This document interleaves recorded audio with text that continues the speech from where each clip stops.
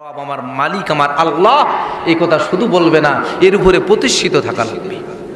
আজকে আমাদের পরিস্থিতি দেখেন, কখনো আল্লাহ কখনো নেতা, কখনো আল্লাহ কখনো নেতা। কয়েকদিন আগে যে কি গেল আবার শুরু হয়েছে, কি যে হবে আল্লাহ ভালো জানে। মানুষ তালে মাতাল কাজে ঠিক, তালে মাতাল কাজে ঠিক। যে কোথায় বলবে হুজুর, এখন কত লোক বলতেছে হুজুর আপনারা গেছেন বাড়ি হয়ে, কিন্তু আসলে তো তালে ঠিক আছে, তালে মাতাল কাজে ঠিক। মুসলমান সব বুঝে, মুসলমান আল্লাহর কোরআন বুঝে না। মুসলমান সব জানে, যদি জিজ্ঞেস করা হয় নামাজ তো তুমি পড়বা, সূরা কেরাত গুলো বলো, তাসবিহ তাহলিল গুলো তুমি ঠিক মতো বলো, দোয়া গুলো বলো, এগুলো বললেই বলবে হুজুর এখনো শিখা হয় নাই।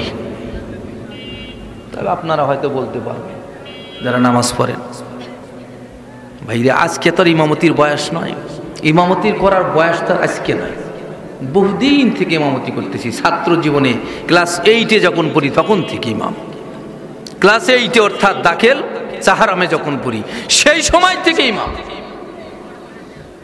এখন তো বুড়া বার্ধক্যের মরার বয়স চলে আসছে। যে প্রধান বক্তার সাথে আলোচনা করলাম, ভাই মরার বয়স হয়ে গেছে, আর ওয়াজ কবে ভাইরাল হবে? বয়স কত? আমি বললাম অনেক বয়স। তো উনি বললেন যে রুহুল আমিন যুক্তিবাদী 60 বছরে ওয়াজ ভাইরাল হয়েছে, 60 বছর বয়সে, তোমার বয়সটা এখনো বাকি আছে। কিন্তু আসলে কি তাই? বাকি আছে মরার বয়স।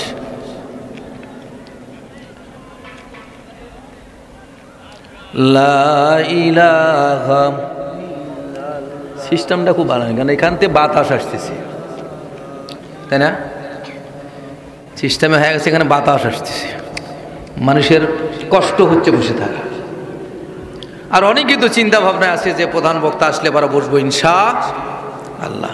আর আমাদের এলাকায় তো চলে হলো মেলা আর খেলা, মেলা আর হলো পোলা, এই দুটা জিনিস যদি না থাকে মাহফিল হওয়া বড় কষ্ট। মেলা আর পোলা, মেলা যদি না থাকে মাহফিল হওয়া বড় কষ্ট। জামাই জোড়ারা খায়া দেয় ল্যাপের মধ্যে পা দিয়ে বসে আছে, প্রত্যেকটা বাড়ি থেকে 10 থেকে 15,000, 20,000, 30,000, 40,000 টাকা পর্যন্ত ব্যয় হয়ে যাবে। কিন্তু দেখা যাবে যে সকালবেলায় একটা জামাই ওয়াজ শুনতে আসে, ওরা ল্যাপের মধ্যে পা দিয়ে বসে আছে যে হুজুরেরা তো আসছে, প্রধান বক্তার গেলে ভাড়া হয়তো গেলে যাবো কি যাবো না চিন্তা করতেছে।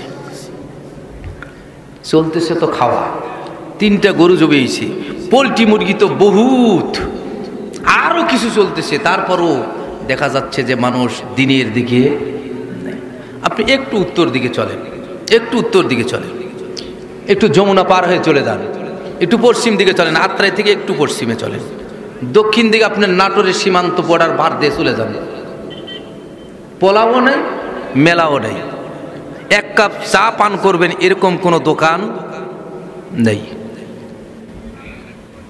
কিন্তু আমাদের এলাকায় অভ্যাস হয়ে গেছে, মেলা যদি না হয় তাহলে জামাই বিটি আসবে না, জালসা করা ভালো হবে না, এটা আমাদের অভ্যাস।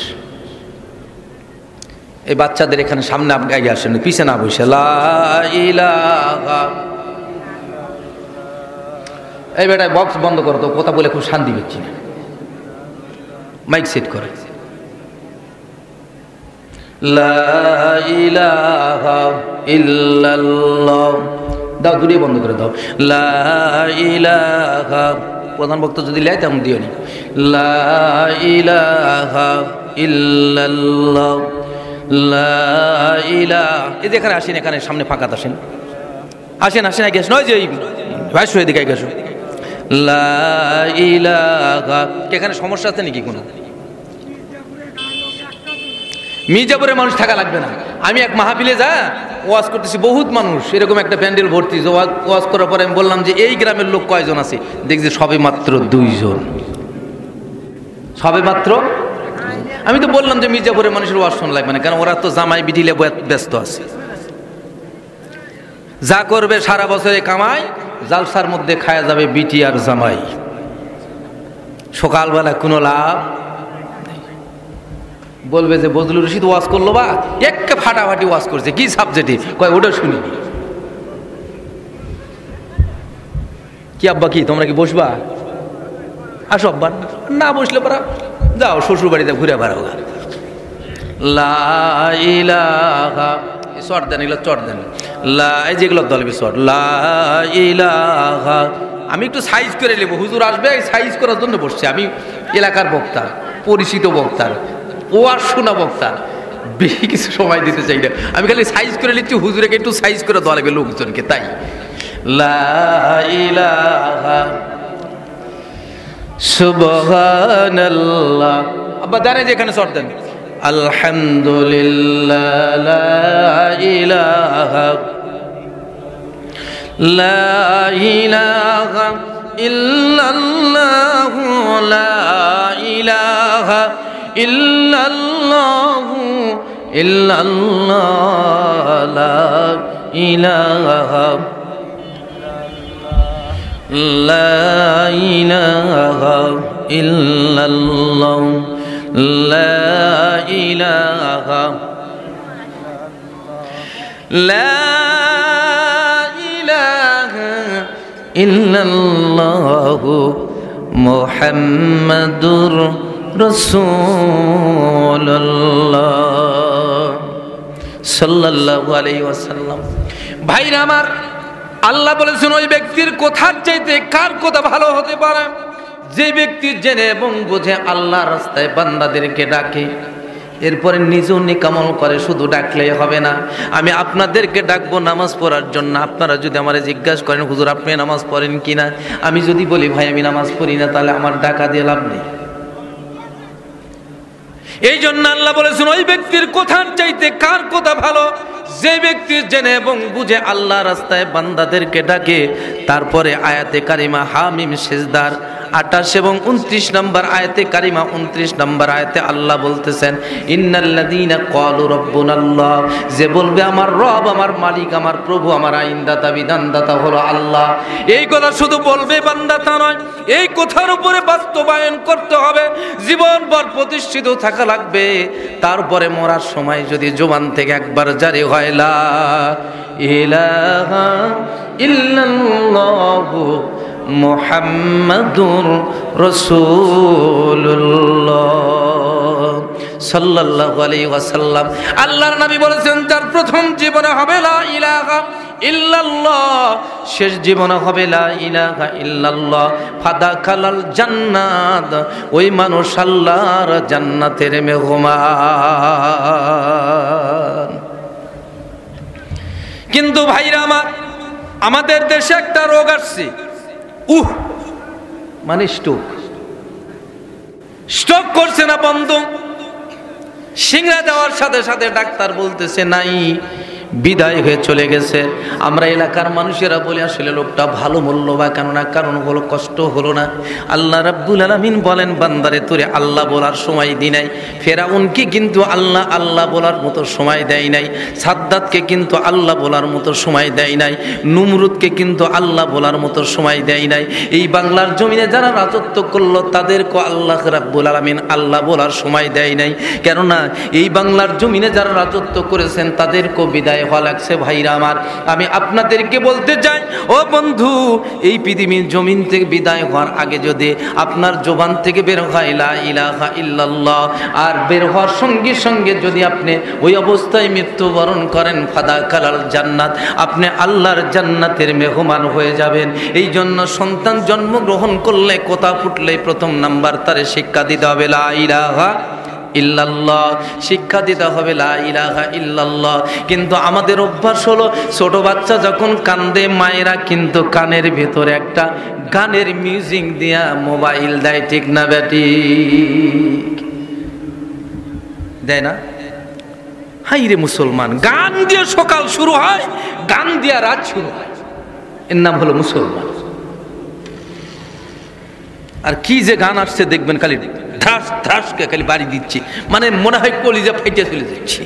এই গাধারাতে সহ্য করে 3 দিন 4 দিন পর্যন্ত, কিভাবে আল্লাহ ভালো জানে। আমরা ছোট অবস্থায় দেখছি যে ছেলের বাড়িতে কলের গান পাক দিয়ে ঘুরাই দিছে, ওটা দিয়ে মাইক বাজিছে, আমি কি তোর আপন ছিলাম না রে জরিনে। গান শুনছেন? নদী দিয়ে গেছে, আমি কি তোর আপন ছিলাম না রে জরিনে। এটা ছেলের বাড়িতে হঠাৎ 2-1 দিন বাজিছে, আর এখন মেয়ের বাড়িতে 7 দিন, ছেলের বাড়িতে 7 দিন। আল্লাহর কসম, এই বাড়িতে সন্তান জন্ম হলে কখনো হালাল জাতা হতে পারে না। সন্তান 1000% এই সন্তান হবে হারাম জাতা। আরে হারাম জাতা জন্মগ্রহণ করলে 1000 ওয়াজ করে লাভ নেই। কি হাজি, কি গাজী, কি মোল্লা, কি মুন্সি, প্রত্যেকের বাড়িতে হ্যাঁ এই রে গানের ঝাঁকি।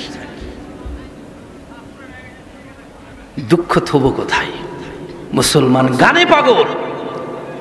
আজকে যদি এখানে গানের অনুষ্ঠান যদি হতো, মানুষের জায়গা দেওয়া যেত না।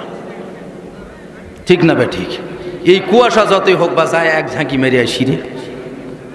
এলাকার তো চলতেছে, দেখতেছি তো, না দেখা তো নেই।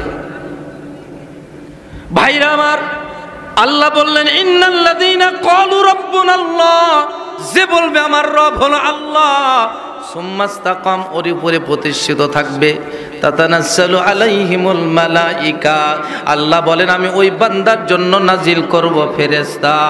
ওই ফেরেশতা বলবে আল্লাহ তাখাফু, তোমার কোনো ভয় নেই, ওয়ালা তাহজান, কোনো চিন্তা নাই, ওয়াবশিরু বিল জান্নাতিল্লাতী কুনতুম তুআদুন। আল্লাহ ডাক দিয়ে বলেন বান্দারে, তোমার জন্য কোনো ভয় নাই, দুনিয়া তো ভয় নাই, আখিরাত তো ভয় নাই।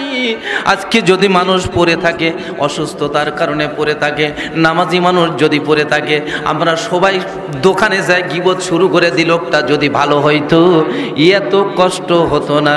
কিন্তু বাজান রে, আল্লাহর নবী বলেছেন যখন অসুস্থতা দেখা দেয়, এই অসুস্থ অবস্থায় আল্লাহ বান্দার জীবনের গুনাহ মাফ করে দেয়। আর যে স্ট্রোক করে মরিছে, ওরা আল্লাহ করার সময় দেয়নি। শতকরা 99 জন মানুষ স্ট্রোক করে মরা আল্লাহ করার সময় পায় না। আল্লাহ করার সময় নেই, শেষ। ওই কাছে না বন্ধু। ভাইরা আমার, আল্লাহ বলে দিলেন ওই ব্যক্তির কথার চাইতে কার কথা দামি হতে পারে, যে জেনে বুঝে আল্লাহ রাস্তায় বান্দাদেরকে দাওয়াত দেয়, ও আমিলা সালেহা, নিজে নেকামল করে। নেকামল যদি আপনি না করেন, আপনার নামাজ নাই, রোজা নাই, হজ নাই, যাকাত নাই, আল্লাহর বিধান জয়, আপনি হাজারো চেষ্টা করেন না কেন আব্বাজান, কাবুতের কঠিন ময়দানে রব্বুল আলামিন ডাক দিয়ে বলবেন আমতাজুল ইয়াউমা আইয়ুহাল মুজরিমুন, পাপীরা 2 ভাগ হয়ে যাও। যখন আল্লাহ বলবেন, বলার সঙ্গে সঙ্গে পাপীরা ধরা খেয়ে যাবে, আর ফেরেশতাদেরকে বলবে খুজুহুম, বেদবদেরকে ধরো, ফাগুল্লু জাহান্নামের মধ্যে গারো। জাহান্নামে গারবে আর বেহেশতে বেরাবে। বেহেশতে এই ছোট্ট একটি জান্নাত, জান্নাতুন নাঈম যদি কারে দেওয়া হয়, তাহলে এই পৃথিবীর চেয়ে 10 গুণ বড় একটা বিল্ডিং দিবেন আল্লাহ রাব্বুল আলামিন।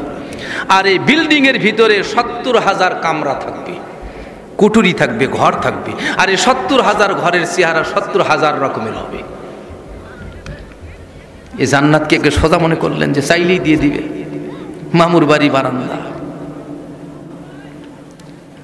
আল্লাহ নবীর দরবারে একজন বুড়ি এসে ডাক দিয়ে বললেন মুহাম্মাদুর রাসূলুল্লাহ সাল্লাল্লাহু আলাইহি ওয়াসাল্লাম, তোমার কলেমার দাওয়াতটা ফিরায় নাও, তোমার দাওয়াত ফিরায় দেওয়ার জন্য চলে এসেছি। আল্লাহর নবী ডাক দিয়ে বললেন বুড়িমা কেন, কি জন্য? বুড়ি ডাক দিয়ে বলে বেটারে, ও আব্দুল্লাহ পুত্র মুহাম্মদ ইবনে আব্দুল্লাহ, আব্দুল্লাহর পুত্র মুহাম্মদ, শুনে নাও, তোমার ধর্ম গ্রহণ করার কারণে আমার মেয়েটা মারা গেছে। মক্কার সমস্ত কাফের বেঈমানেরা বলে তুমি যদি ধর্ম পরিবর্তন করে মুহাম্মাদের ধর্ম গ্রহণ না করতা, তাহলে তোমার মেয়েটারে হারাতে হতো না, তোমার মেয়েটা মারা যেত না। আল্লাহর নবী ডাক দিয়ে বলেন বুড়িমা ঠিকই বলেছে, ওরা যা বলছে কোনোটাই অন্যায় বলে নাই, কিন্তু তুমি প্র্যাকটিক্যাল করবা না, থিওরিক্যাল দেখতে চাও। বুড়ি বললেন বেটা যদি প্র্যাকটিক্যাল হয় তাহলে তো ভালো হয়ে যায়। আল্লাহর নবী ডাক দিয়ে বললেন বুড়িমা প্র্যাকটিক্যাল যদি তোমার দেখায় দিই, তোমার মেয়ে কোথায় আছে, কোন জায়গায় আছে, কোন জায়গায় অবস্থান করে, এটা যদি দেখায় দিতে পারি তুমি কি বিশ্বাস করবা? বলে আল্লাহর হাবিবকে ডাক দিয়ে বলেন, মুহাম্মাদুর রাসূলুল্লাহ, তুমি যদি দেখাই দিতে পারো আমার মেয়েটা কোন জায়গায়, তাহলে তুমি বড় খুশি হয়ে যাব। আল্লাহর নবী বললেন, বুড়িমা কোন জায়গায় তোমার মেয়ের কবর দেওয়া হয়েছে? জান্নাতুল বাকির পরে গিয়া আল্লাহর নবীরে দেখায় দিলেন, ইয়া রাসূলুল্লাহ, ইয়া হাবিবাল্লাহ, এই জায়গার ভিতরে কবর দেওয়া আছে। আল্লাহর নবী হচ্ছিলেন, আল্লাহর নবী ডাক দিয়ে বললেন, বুড়িমা এই কবর থেকে তোমার মেয়ে যদি দাঁড়ায় তোমার সঙ্গে কথা বলে তুমি কি দেখবা? বুড়ি বললেন, বেটা এটা কেমনে সম্ভব হয়? মানুষ মারা যাওয়ার পরে কোনোদিন ওই মানুষ সে আর দেখা যায় না। দেখছেন দেখি কোন মানুষকে? এক শ্রেণীর মানুষের বুঝ আছে, কয় যতবার করিবে হরণ ততবার হইবে জনম। এটা হলো লালনের কথা, মিথ্যা বানোয়াটি কথা। মানুষের একবার মৃত্যু হবে, আর কোনোদিন মৃত্যু। আল্লাহ বলেছেন, কাইফা তাকফুরুনা বিল্লাহ, সূরা বাকারার ভিতরে আল্লাহ বলেন, কাইফা কেমন করে তাকফুরুনা বিল্লাহ, তোমার আল্লাহর সঙ্গে কুফরি করতে পারো। অকুনতুম আমওয়াতান, তুমি আসলে মৃত্যু ছিলে। ফাহিয়াকুম, সেখান থেকে তোমারে জিন্দা করলাম। সুম্মা ইউমিতুকুম, এরপরে তোমার মৃত্যু হবে। সুম্মা ইহয়িকুম, এরপরে তোমারে জিন্দা করব। সুম্মা ইলাইহি তুরজামুন, তোমাকে ফিরে যেতে হবে তোমার রবের দরবারে। আল্লাহ জানায় দিলেন, বান্দারে কেমন করে কুফরি করো রে বান্দা। আলমে আরওয়ার ভিতরে রূহের জগতে তোমার রেখেছিলাম, ওখান থেকে এনে তোমার বস্তু জগতের মধ্যে ঢুকায় দিলাম আলমে আসবাবের ভিতরে।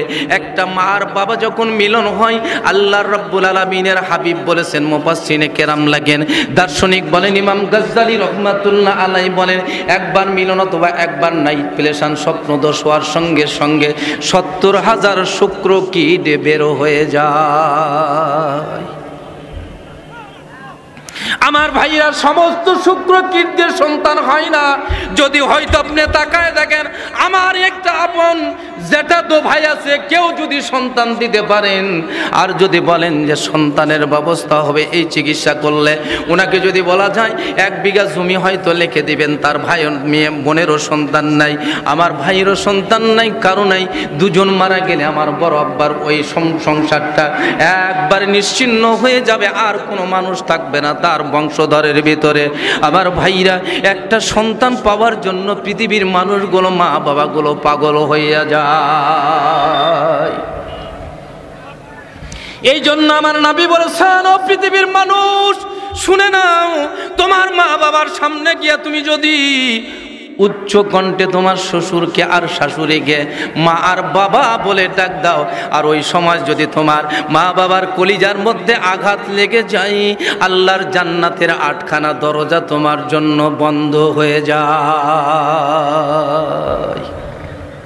তাই বলে আমি বলি না যে ফাদার ইন ল আর মাদার ইন ল, আইনের বাবা আর আইনের মা, এদের সঙ্গে খারাপ ব্যবহার করতে বলতেছি না, নবীও বলে নেই, কিন্তু এরা হলো আইনের বাবা আর আইনের মা, অর্থাৎ ৩ কোতার বাবা আর ৩ কোতার মা। বললেই গেট আউট। ৩ কোথা দিয়ে নিছেন, ৩ বার কবুল কইছেন, সারার সময় 3 বার তালাক বলবেন, বাস বিদায়। আর সম্পর্ক আছে শ্বশুরের সাথে, আর শ্বশুর বলে ডাকলে বারা ডাকের জবাব দিবে। বলেন, শাশুড়িকে যদি যায় আম্মা আম্মা করে ডাকে, ডাকের জবাব দিবে? আমার ভাইস্তে যদি নাজমুল যায় ডাকে, ডাকের জবাব দিবে? কেরা বেটা তুই আমার বিটি ছেড়ে দেশে আব্বা আব্বা করে ডাকিস? আল্লাহর নবী বলেছেন, 2টা অপরাধের শাস্তি পৃথিবীতেও যেমন সুলানা, আখিরাতেও তেমন সুলানা, বেশ কম হবে না। 1 নাম্বার হলো নিজের মা বাবার সঙ্গে নাফরমানি করা। যদি মা বাবার কলিজায় কষ্ট দেন, শাস্তি 16 আনা হবে।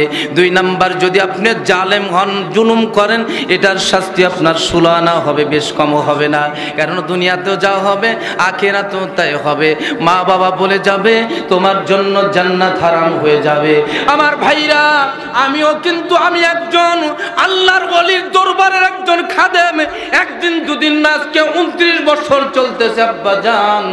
কিন্তু আমার বাবা যেদিন আমার জন্য বলেছিল, রাতের অন্ধকারে তাহাজ্জুদের নামাজের সময় বাবা চোখের পানি ছেড়ে দিয়ে বলেছিল, আল্লাহ তুমি আমার সন্তানকে বক্তা বানায় দাও। আল্লাহর কসম 4 দিন পরে আমি প্রধান বক্তার দাওয়াত পাইছি, এর আগে 7 নাম্বার বক্তারও দাওয়াত পাই নাই। কারেন্টের মতো কুবুল, কিন্তু সম্পর্ক তার সাথে ভালো নেই। কি মুসলমান! মা বলেছিল ভুলবাড়ি আর ওই সেই সোলাইমান ভাইকে, বাবা তুমি আমার ছেলেকে মৌলবী বলো না, হুজুর বলো না, হাজি বলো। হাজি বলেছে, মার দোয়া কবুল হয়েছে। শুক্রবার দিন চলে গেছি নন্দীগ্রামে জুমার নামাজ পড়ানোর জন্য।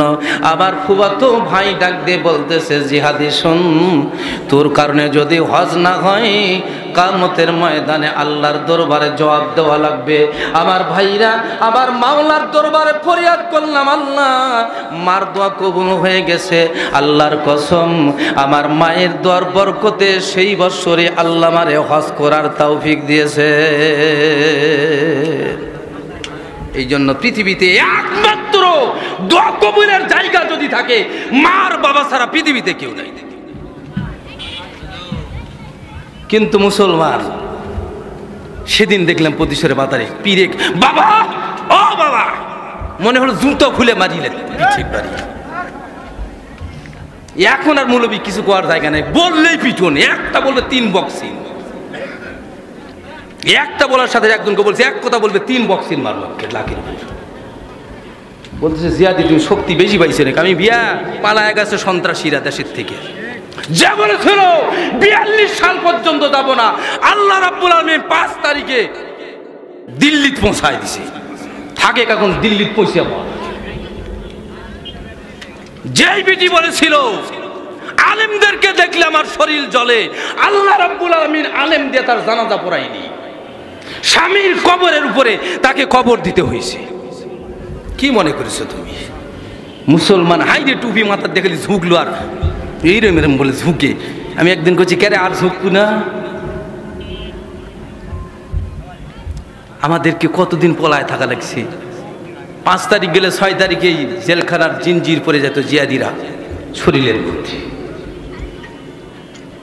কিন্তু ভাইরা আমার, আল্লাহর কসম, পৃথিবীর সব বাবা বাদ দিয়া এক বাবাকে তুমি পুঁজি বানাও, সেটা হলো তোমার মা আর বাবা।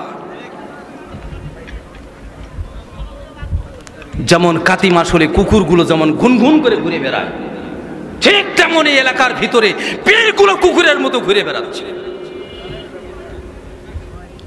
মুরিদারা 1 ওয়াক্ত নামাজ পড়ে না, 1 ওয়াক্ত নামাজ পড়ে না। আবার ভাইরা, এমন পীরের দরবারে যেও না যে পীরের দরবারে গেলে তোমাকে নামাজ পড়তে হয় না। বুড়ি ডাক দিয়ে বললেন, ইয়া রাসূলুল্লাহ, ইয়া হাবিবাল্লাহ, নবীজি গো আমি দেখতে চাই। আল্লাহর হাবিব ডাক দিয়ে বললেন, কুম বিইজনিল্লাহ। বলার সঙ্গে সঙ্গে বুড়ির বিটি কাফনের কাপড় অবস্থা আর নাই, জান্নাতের পোশাক পরে বুড়ির বিটি দাঁড়ায় গেছে।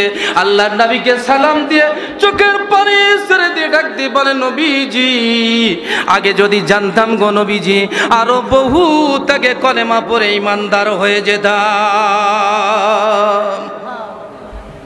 বুড়ি ডাকতে বলে, মা কেমন ব্যবহার তোর সঙ্গে দেখাইছে জানতে চাই, কোথায় আছিস?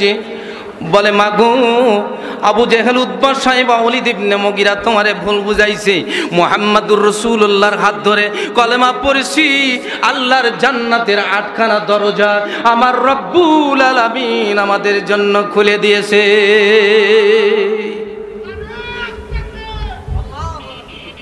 আমার ভাইরা, আজকে মুসলমান নামাজ নাই, কিছু নেই, রোজা নাই, হক নেই, হালাল নাই, হারাম নাই, কিছু নেই। হাই রে মুসলমান, বললে বেজার। আবার কয় হুজুর, মানে পুশিং দেয়, পাম করে আমাদেরকে ব্যাকবারে, সেই হাই পাম। হুজুর হুজুর মানুষ এগুলো কোথাও কবেন কে? হুজুর ইমামতি ঠিক রাখা লাগবে না। আমি বলি, ইমামতি আমার পিছে ঘুনঘুন করে ঘুরে, আমি ইমামতির পিছে ঘুরি রে। প্রতিশোরে যায় খালি মসজিদের মধ্যে ঢুকছি, বক্তৃতা দিছি, মসজিদ থেকে বাইরে হওয়ার দিচ্ছে না। হুজুর কথা দিয়ে বের হন। বাড়ির বউ বিটি সব, মা সব চিন্তা করতেছে মৌলবীদের চাকরি হবে, মসজিদে বের হতে দিচ্ছে না। আমি বললাম, ভাই ঠিক আছে, চেষ্টা করবো ইনশাল্লাহ। ইমামতি খালি ঘুনঘুন করে ঘুরতেছে। কিন্তু বর্তমান জামানার কিছু আলেম আছে যেগুলো আলেম বাতিলের পাঁচাটা গোলাম। আলেমেরা বাতিলের পাঁচাটা গোলাম, মুসল্লিরা যা কয় তাই শুনে। মুসল্লি এক কথা বলার সাথে দুইটা বক্সিট মারবে লাখির উপর। এত কথা আমাদেরকে দেখলে খালি গা শুরু হয়। ভাই আমার, প্রিয় নবী মুহাম্মদুর রাসূলুল্লাহ সাল্লাল্লাহু আলাইহি ওয়াসাল্লামের দরবারে যাওয়ার পরও ভাগ্য হয় নাই ঈমান গ্রহণ করা। ঈমান গ্রহণ করা ভাগ্য হয় নাই। প্রিয় নবীজির সামনে একদিন দুদিন নয়, ছায়ার মতো ছিলেন যিনি, তিনি হলেন তার চাচা আবু তালেব। সুদীর্ঘ সময় থাকার পরে ঈমান আনা সম্ভব হয় নাই। মৃত্যুবরণ করলেন বেঈমানদার হয়ে। ঈমান আনা সম্ভব হলো না। আল্লাহ রাব্বুল আলামিন তার ঈমানদার বানাই নাই, কারণ হলো ঈমানদার বানাবেন। আল্লাহ কোরআনুল কারীমের মধ্যে বলেছেন, মাইয়াহদিহিল্লাহু ফালা মুদিল্লা লাহু ওয়া মাই ইউদ্লিলহু ফালা হাদিয়া লাহু। আল্লাহ বলেন, যারে খুশি আমি তারে হিদায়াত দিই, আমি যারে খুশি তারে হেদায়েত দিই না। মৌলবী বক্তৃতা রেখে হেদায়েত দিতে পারবে না। আমার সেক্রেটারি সাহেব বলতেছে, ভাই জিয়াদি সাহেব আপনি আসলেন, গ্রামের মানুষ কিন্তু হেদায়েত করা লাগবে। আমি বললাম, আমি কন্ট্রাক্ট আমার নেই, আমি চাকরি করবো, টাকা নেবো, বাড়ির যাবো, বউ সল খাও, মনে চাইলে রাখো না আসিলে না রাখো। তখন তো দুঃসময়। কি বাজে দেখছেন না? আল্লাহু আকবার, লিল্লাহে তাকবীর, লিল্লাহে তাকবীর। লা ইলাহা অল্প, লা ইলাহা ইল্লাল্লাহ, লা ইলাহা সুবহানাল্লাহ, আলহামদুলিল্লাহ, লা ইলাহা, লা ইলাহা। ভাই আমার, এই বাংলার জমিনে ইসলাম এনেছেন যারা, তাদেরকে কষ্ট করতে হয়েছে। আমি সংক্ষিপ্ত একটা আলোচনা আপনাদের সামনে রেখে দিয়ে আমার সময় হয়তো শেষ হয়ে যাবে। সিলেটের নাম ছিল শ্রীহট্ট, সে যুগে নাম ছিল শ্রীহট্ট। এই শ্রীহট্টের জমিনে একজন মুসলমান ছিল, একজন ইমানদার ছিল। আল্লাহ রাব্বুল আলামিন বলেছেন, নাসরুম মিনাল্লাহি ওয়া ফাতহুন করিব। আল্লাহর তরফ থেকে তোমাদের জন্য সাহায্য আসবে, বিজয় আসবে, মহান বিজয় আসবে। ওয়াবাশশিরিল মুমিনিন, যদি তোমরা মুমিন হও আল্লাহর তরফ থেকে তোমাদের বিজয় আসবে। আজকে আল্লাহর তরফ থেকে বিজয় আসছে, বিজয় যদি ধরে রাখতে না পারি লাভ নাই। কোরআনের আইন যদি বাংলার জমিনে চালু করতে না পারি, ব্যথায় নামাজ। ভাইরা আমার, এই বাংলার জমিনে 1924 সালের কয়েকটা দলিল আছে আমার বাড়িতে, পুরাতন দলিল, দাদার দলিল। একদিন বাবারে ডাক দিয়ে বললাম, আব্বা তোমার বাবা কি হিন্দু ছিল নাকি? বললাম, তোমার বাবা কি হিন্দু ছিল নাকি? বাবা খেপে গেছে, তোর লেখাপড়া করায় কি করলাম রে বেটা মৌলবি, আমার বাবার হিন্দু বলিস? আমি বললাম, তোমার বাবার নামের আগে লেখা আছে শ্রী ভোলাই পরামানিক। আমি তাতে বুঝলাম তোমার বাবা হিন্দু মানুষ। আব্বা বলতেছে, না না না, আজ থেকে বহুদিন আগের ঘটনা। বাবারে মুসলমানেরা মোহাম্মদ লিখতে পারে নাই, মুসলমানেরা মোহাম্মদ লেখা সম্ভব হয় নাই, মুসলমানেরা প্রকাশ্যে আযান দিতে পারে নাই, মুসলমানেরা প্রকাশ্যে কোরআন পড়তে পারে নাই, মুসলমানেরা প্রকাশ্যে আযান দেওয়া সম্ভব হয় নাই। গরু কুরবানি কালীগ্রামের এলাকায় মুসলমান দিতে পারে না। কালীগ্রাম পরগনায় গরু কুরবানি দিবা? হাইরে মুসলমান! আর এখন তো পাগল, বাংলাদেশে বহু শান্তিতে আছে, তারপরে মুসলমান শেখরে ফেসবুকে লিখে দিচ্ছে খুব সংখ্যালঘুদের উপরে নির্যাতন চলতেছে। একবারে মিথ্যা এবং বানোয়াটি কথা। আল্লাহর কসম করে বললে কাফারা দেওয়া লাগবে না। আমি জিহাদির বাড়িতে আমার মাটি কাটার হিন্দু ভাইরা, হিন্দু মায়েরা, হিন্দু বোনেরা যত অত্যাচার করে এলাকার কারো বাড়িতে করে না। কয়েকদিন আগে দিনাজপুর থেকে সব ইয়ার আসছিল শামুক তোলার জন্য, হয়তো আমার চাচা ভালো জানে। কেরে বেটা কত অত্যাচার, আমার বাড়ির টিবলে যা অত্যাচার করছি বুঝলেন, ভাষায় প্রকাশ করা যায় না। বাড়ির যাওয়ার লাতিন বলতেছে, দাদা ওই টিবলে কিন্তু পানি খাবো না। আমি কেরে দাদি কি বুবু কি হয়েছে, করছি ওই যে শামুক তোলা মানুষ পানি খাচ্ছে দাদা। মুসলমান এমন একটি জাতি যারা নির্যাতন করতে জানে না। প্রিয় ভাইরা আমার, এই ভারতবর্ষে ইংরেজদের ক্ষমতা যখন চলতে, বুরহানুদ্দিন দোয়া করে দিলেন সন্তানের জন্য। রাতের গভীরে সন্তানের জন্য মা বাবা দোয়া করে, কিন্তু সন্তান মা বাবার জন্য দোয়া করে না। আমার জীবনে কত মানুষ এসে বলেছে, হুজুর একটু দোয়া করে দেন হুজুর, মাটা যেন তাড়াতাড়ি মারা যায়।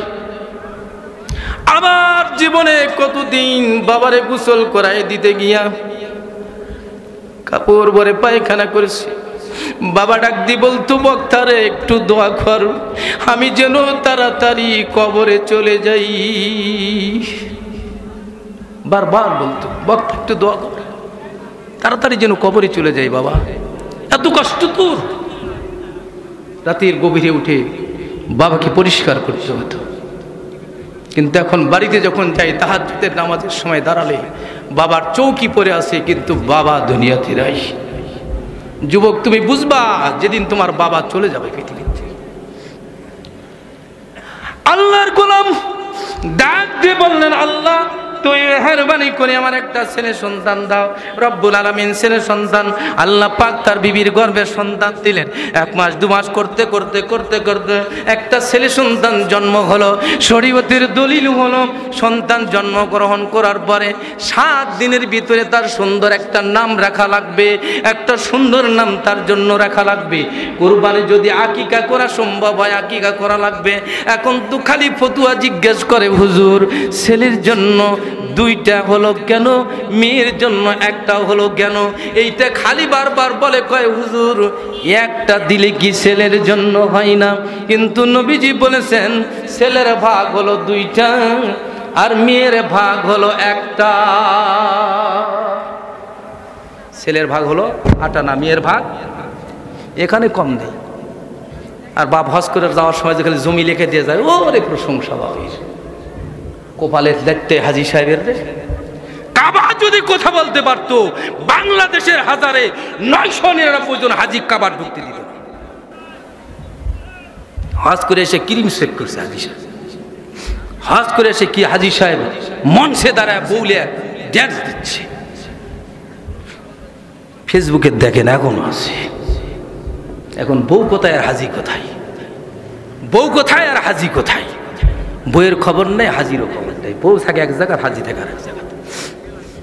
এগুলো টেডি হাজি।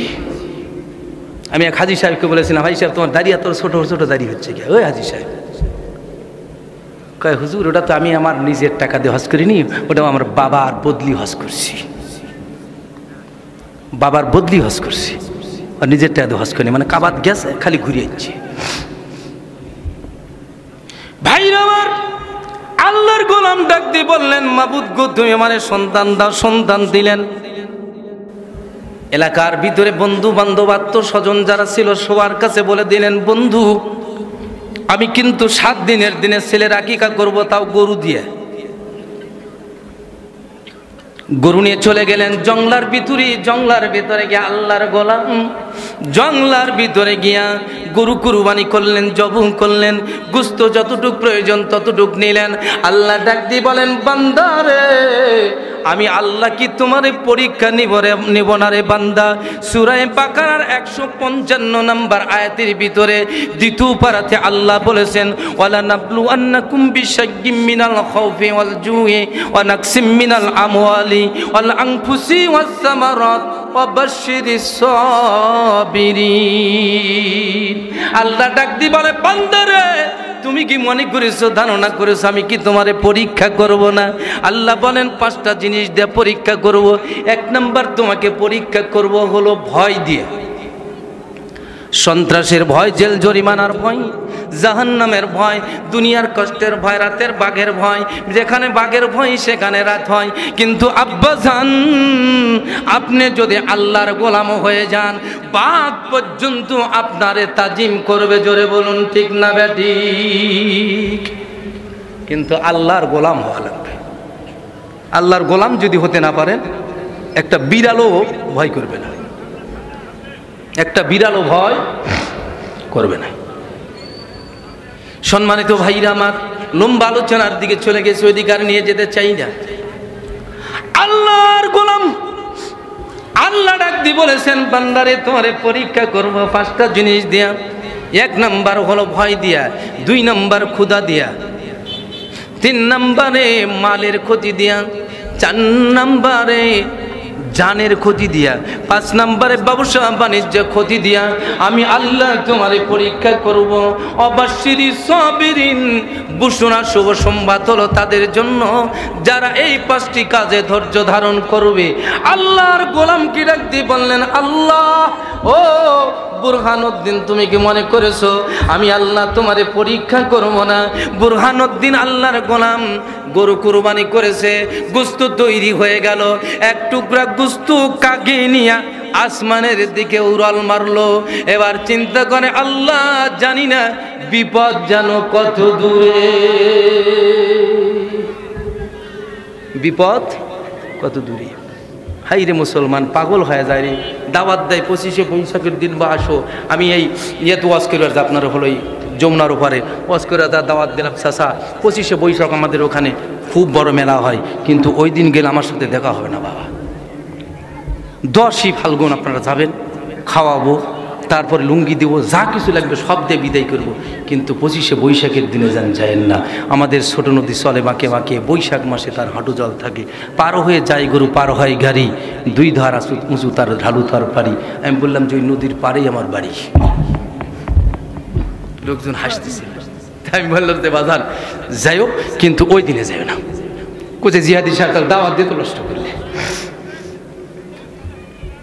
কিন্তু মুসলমান একটু হিসাব করে খাওয়া লাগবে, খাবেন একটু হিসাব করে খান।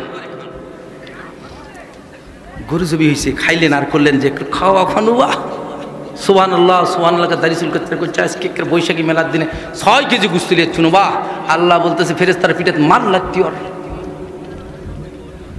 আর মসজিদে যা জিকির করছে সুবহানাল্লাহ সুবহানাল্লাহ, আল্লাহকে ফেরেশতা লাত্তি মেরে মসজিদ থেকে বাইর কর।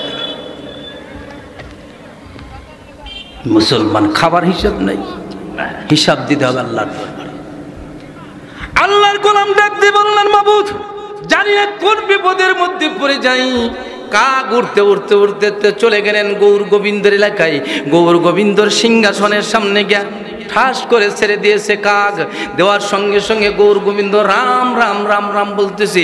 কি সর্বনাশ হয়ে গেল, কিসের গুস্ত? এবার মন্ত্রী পরীক্ষা করে দেখে গরুর গুস্ত। কোথায় রে, কোন মুসলমান গরু জবি করলো? আমাদের দেবতা, আমাদের দেবতারে জবু করলো, এত বড় ক্ষমতা। তালাশ করে দেখেন বুরহানুদ্দিনের বাড়িতে গরুর গুস্ত রান্না হয়। বুরহানকে ডাকি, বুরহান আই, রাজা গৌর গোবিন্দর দরবারে যাওয়া লাগবে। গৌর গোবিন্দর দরবারে নিয়ে চলে গেলেন। ডাক দিয়ে বললেন, বুরহান কেন আমাদের দেবতারে জব করলেন? ডাক দিয়ে বলেন, না না না, তোমার দেবতারে জবি করি নাই, জবু করিছি আমার আল্লাহর দেওয়া নিয়ামত। এটা আমার আল্লাহর দেওয়া নিয়ামত, এটা তোমাদের তো দেবতা না। এত বড় সাহস! এক সময় গেছে আমাদের মতো মৌলবীর মাইকের ফোন কেড়ে লিছে, উঠেন হুজুর উঠেন। বাংলাদেশ স্বাধীনের সময় যার দাদার বিয়ে হয়নি, বাংলাদেশ স্বাধীনের সময়, সে সমস্ত বেদবার এসে কয় হুজুর উঠেন। এখন সব মুখ বন্ধ, এখন কোলে ভরা কয় হুজুর কন, যত পারেন কন হুজুর। আমি কয় এখন কন, কয় হুজুর এখন কন, হুজুর কন কবই তো।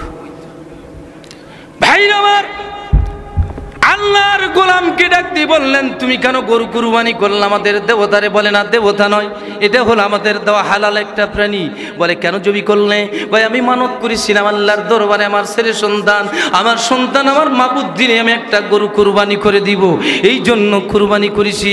ডাক দিয়ে বলেন, তাহলে তোমার সন্তান আর তোমার বিবিরে ধরে নিয়ে আসো।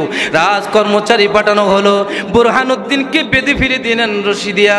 ডাক দিয়ে বললেন, বুরহান তুমি কি জানো তোমার সামনে তুমি যে সন্তান পাওয়ার জন্য আমাদের দেবতারে কুরবানি করছো, ওইটাকে আজকে তোমার সন্তানকে কুরবানি দিয়া আমাদের দেবতারে গোসল দিয়া দিব, রক্ত দিয়া গোসল করে দিব। তুমি দেখবা, চেয়ে চেয়ে দেখবা সন্তানের কত মায়া। বুরহান ডাক দিয়ে বললেন, ও নাস্তিকের দলে না, শুনে নাও, মুসলমান জীবন দিতে পারে কিন্তু বাতিলের কাছে মাথা নত করে না। কর্মচারীকে বললেন, আগে ডান হাতটা কেটে দাও। বুরহানুদ্দিনের ডান হাত কেটে দিল, জমিনে পড়ে গেল। গলা কাটা মুরগির নয়, পরে ছটপট ছটপট করতেছে। বুরহান কিছু বলে না, কিন্তু যখন সন্তানটা নিয়েছে আস্তে করে মাবুদের কাছে টেলিফোন করে ডাক দিয়ে বলে, আল্লাহ তুমি বলেছো এটা হলো আমার জন্য, আল্লাহ তুমি বলেছো, তুমি বলে দিয়েছো কিয়ামতের কঠিন ময়দানে, কিয়ামতের কঠিন ময়দানে সন্তান সন্ততি কোনো কাজে আসবে না, কেউ কাজে আসবে না। আমার সন্তান চলে যেতে পারে কিন্তু আমি ঈমান হারাইতে পারি না। সুবহানাল্লাহ। কিন্তু কলিজার টুকরা সন্তান সামনে যখন তরবারি দিয়ে টুকরা টুকরা করা হলো, রক্তগুলো একটা পাত্রে নিয়ে দেবতারে গোসল দেয়। বুরহানের বিবি কান্দে, বুরহানুদ্দিন কান্দার বলে, আল্লাহ এই জালেমের বিচার তুমি করে দাও। বুরহান কাটা হাত নিয়ে রওনা দিলেন, মাবুদ গো তুমি ছাড়া আর কোনো উপায় নাই, যতদিন পর্যন্ত জালেমরে এই বাংলার জমিন থেকে তাড়াইতে না পারবো এতদিন পর্যন্ত বাড়িতে প্রবেশ করব না। দোয়া কবুল করেছে আল্লাহ। এখন সেই জায়গাতে শাহজালাল ইয়ামিনী রহমাতুল্লাহ আলাইহির মাজার শরীফ হয়ে গেছে। এখন আমরা মাজার কিন্তু শাহজালাল ইয়ামিনীর ভাঙ্গি নাই, ভাঙ্গিছি ভণ্ডর। ভণ্ডর তাঁতি মুসলমান খুব খেপা। একদিন একজন প্রতিশোর বাজারে বলতেছে, হুজুর ওই গোলাপ সার মাজার যা ভাঙলো, আমি বললাম বক্সিন মানুষ তো লাকিত। গোলাপ সার মাজারে তো আমি গেছি, আমি নিজে যা দেখে আসছি, যে আমার ওই যে মমিনুল ইসলাম মমিন, ওই অকাবার আমি ওই পীর পীর করে ডাকি, বুঝলেন, অকাবার আমি 7 তারিখের পীর বলি। 4 তারিখ আছে না, ওই 7 তারিখের পীর। তো বলতেছে নদীতে গোসল করতে যা, বলতেছে জিয়াদ হিসাব নৌকর চড়েন। আমি বললাম ভাড়া কিন্তু তোর, কিন্তু ওই যে নস্যি টুপিটা মাথার দিয়ে, বলতে নতুন টুপি মাথার দিয়ে যাচ্ছি, লোকজন এখন বলতেছে চাচা যান কুঠি। আমি বললাম গোলাপ সার মাজারে যাচ্ছি চাচা। কই তোমার মতো মৌলবি যাবে গোলাপ সার মাজারে? বাবা ন্যাংটা পীরের মাজারে দেখার জন্য গেলাম, জীবনে একবার বাস্তব দেখে এসেছি, ওখানে কিছু বলতে কিছু নাই। আল্লাহর কসম, আল্লাহর কসম, সেখানে কিছু বলতে কিছু নাই। আমি তরিকতের রাস্তায় খেটে আল্লাহ পাক আমাকে এতটুকু তৌফিক দান করেছে, কবর পরীক্ষা করতে পারতাম।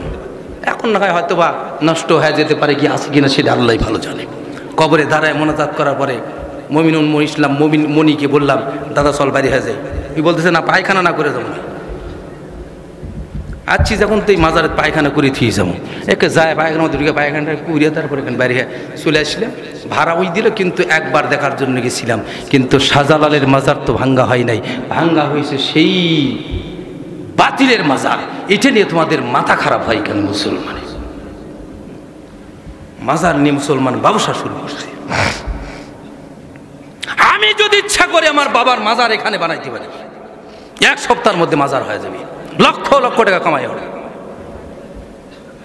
আর আল্লাহর ওলি হতে গিয়া যত রকমের ইবাদত ছিল, আমার বাবা মূর্খ মানুষ হতে পারে, একটা ইবাদত তার জীবনে কমতি ছিল না। এই যে আমার গ্রামের মানুষ আছে, 42 দিন পর্যন্ত হারিগোসার কবরস্থানে ছিল। আল্লাহর কসম, 42 দিনের ভিতরে 1 ফোঁটা পানি কবরস্থানে পড়ে নাই। চতুর্দিকে ঝড়ি হইছে, বৃষ্টি হইছে, সব উড়ে গেছে, কবরস্থানে পানি পড়ে নাই। আমি তারে মাজার বানাইতে পারি। কিন্তু আমি বানাই না কেন যে এখানে বাতিলের আখড়া করতে রাজি নেই। তবে একটু নিদর্শন হয় যে আমার ইউনুস বাবাজি বারবার বলতেছিল, বেটা তুমি তো চলে যাবে এখান থেকে, হয়তো তোমার বাবার কবরটা একটু চিহ্নি থাকবে, তাই একটা সাইনবোর্ড দিয়ে রাখছি। আমার ভাইরা এত সোজা কেন? মাজার বানানো যায়, মাজার কখনো তৈরি হয় না। হযরত শাহজালাল ইয়ামিনী রাহমাতুল্লাহ আলাইহি ইয়ামিনের মধ্যে তখন বসবাস করতেছিল। মদিনার রাসূল ডাক দিয়ে বললেন, শাহজালাল এদেশে থেকে লাভ হবে না, ইয়ামিনে তোমার থাকার প্রয়োজন নাই, তুমি চলে যাও ভারতবর্ষের বাংলাদেশে শ্রীহট্ট এলাকায় চলে যাও। শাহজালাল বললেন, নবীজি কেমনে যাব? আল্লাহর নবী বললেন, পায়ে হেঁটে হেঁটে চলে যাও। বলে সাগর পাড়ি দিতে হবে, আরব সাগর, ভারত সাগর, তারপরে তোমার লোহিত সাগর। আল্লাহর নবী বললেন, আল্লাহর গোলাম যখন বান্দা হয়ে যায়, মান কানা লিল্লাহ, বান্দা যখন আল্লাহর গোলাম হয়ে যায়, কানাল্লাহু লাহু, তামাম পৃথিবীর সব বান্দার গোলাম হয়ে যায়। আমার নবীজি ডাক দিয়ে বললেন, শাহজালাল যাবে, এক মুষ্টি মাটি নাও। স্বপ্নে মাটি দিলে পাওয়া যাবে নাকি? না না, স্বপ্নে যদি নানার সাথে আমার শালিক বিয়া দিয়ে দি, নানা পাবে নাকি? বউ ভাবেন আচ্ছা যদি খঞ্জে কেরে শালিক বিয়ে করছি দে। কিন্তু নবীরে দেখার ব্যাপারে একবারে সত্যি কথা। আল্লাহর গোলাম স্বপ্নে দেখলেন, ঘুম ভাঙ্গার পরে দেখেন হাতের ভিতরে মাটি, মাটির ভিতর থেকে জান্নাতের শুভ সংবাদ আসে, সুঘ্রাণ আসতেছে, এত সুন্দর মেশক আম্বরের সুঘ্রাণ প্রিয় নবীর শরীরের সঙ্গে লাগছে। আল্লাহর নবী মাটি দিয়েছেন, আল্লাহর গোলাম সাথীদেরকে সঙ্গে করে নিয়ে চলে আসতেছেন, বাংলার জমিনের দিকে রওনা করেছে। এবার রাজা গৌর গোবিন্দ কিন্তু কম ছিল না, তার দরবারে গণক ঠাকুর ছিল। গণকের বলতেছে, সর্বনাশ, সুন্নাত দুয়া মুসলমান বাংলার জমিনে আসে। সুন্নাত দুয়া মুসলমান আসতেছে বাংলার জমিনে, তোমার খবর খারাপ। তাহলে উনি মরদ কম না, গণক ঠাকুর কি মরদ কম? লম্বা আলোচনা ভাইরা, আমার আলোচনা সংক্ষিপ্ত। চলে আসলেন সুরমা নদীর কিনারায়, এসে দেখেন নৌকা নাই, জাহাজ নাই, কিছু নাই, সব তুলে দিছে। একটাও থাকতে পারবে না, কারণ হলো রে থাকতে পারবে না, থাকতে পারবে না, এখানে থাকতে পারবে না, কেননা মুসলমান আসবে। হযরত শাহজালাল ইয়ামিনী রাহমাতুল্লাহ আলাইহি ডাকতে বললেন, যাই না মাত্র তোর উপরে দাঁড়ায় কতদিন কত রাত নামাজ আদায় করেছি, কতদিন তাহাজ্জুদের নামাজে চোখের পানি ছেড়ে দিয়ে কেঁদেছি, যাই নামাজ রে তুই কি পারবি না আমাকে আজকে সুরমা নদী, বারাক নদী, তিস্তা নদী পার করে দিয়া গৌর গোবিন্দর রাজ দরবার পর্যন্ত পৌঁছে দিতে পারবি না? এলহান হয়ে গেল শাহজালাল, যাই নামাজকে কিস্তি বানায়া আমি আল্লাহ 360 জন অলিরে পার করে দিতে চাই। এমনি বাংলাদেশ অলিদের দেশ না, আমার মতো মুলেবির কাম পার হয় এই নদী। হাজি সাহেব পারবো নাকি? বর্ষার দিনে জোলাই দেয়, হাজি সাহেবকে জোলাই পার হবে না। আর আমার নানা তো কোলে তো আরো খেপি। ভাই আমার, মুসলমান যদি হয়ে যায়, আল্লাহর নবীর সাহাবী হযরতে সাদ ইবনে মুআজ রাদিয়াল্লাহু তাআলা আনহু পারস্য জয় করার জন্য আল্লাহর নবী 10,000 সৈন্য পাঠিয়ে দিলেন। চলে আসলেন সাগরের কিনারে, আসার পরে দেখেন কোনো নৌকা নাই, কিস্তি নাই, পার হবে কেমনে? এবার সবাই পরামর্শ করলেন 10,000 সৈন্য যাওয়া যায় না। হযরতে সাদ ইবনে মুআজ ডাকতে বললেন, সাহাবীরা রে, তোমরা জানো আমার নবী বলেছেন সমুদ্র মানুষের কথা শুনে, সমুদ্র যার তৈরি আমরা হলাম তার তৈরি, এই সমুদ্র যার সৈনিক আমরা হলাম তার সৈনিক। সমুদ্রের কিনারায় গিয়ে ডাকতে বললেন 10,000 সৈনিক পার হয়ে যাব, খবরদার পায়ে পানি ভরাতে পারবি না। সাদ ইবনে মুআজ ডাকতে বললেন, ভাইরে চল পার হয়ে যাই। সাহাবীরা বলেন, না ঘুরে যাই, কেন কার কার ভিতরে একটু ডাউট আছে। হযরতে সাদ ইবনে মুআয বললেন পার হবে, কোনো দিকে তাকাইতে পারবে না। একজন সাহাবী ইচ্ছা করে একটা পেয়ালা নদীর মধ্যে ছেড়ে দিলেন, নদীর মধ্যে ছেড়ে দিয়ে পার হয়ে চলে গেলেন। যাওয়ার পরে সাহাবীদেরকে বললেন, সাহাবীরা রে তোমাদের পায়ের সঙ্গে কোনো পানি ভরছে কিনা? কয় আল্লাহর কসম এক ফোঁটা পানি ভরে নাই। লিল্লাহি তাকবীর, লিল্লাহি তাকবীর। প্রধান বক্তার আগমন, লিল্লাহি তাকবীর। সম্মানিত উপস্থিতি, আর আমি আলোচনা করতে পারবো না, যে তোমার বড় ভাই চলে আসছে। আলোচনা মেলা আমার সময় ছিল না, এটা একে জাস্ট 9টা বেজে গেছে, আর আলোচনা নাই। আমি বুড়া মানুষ।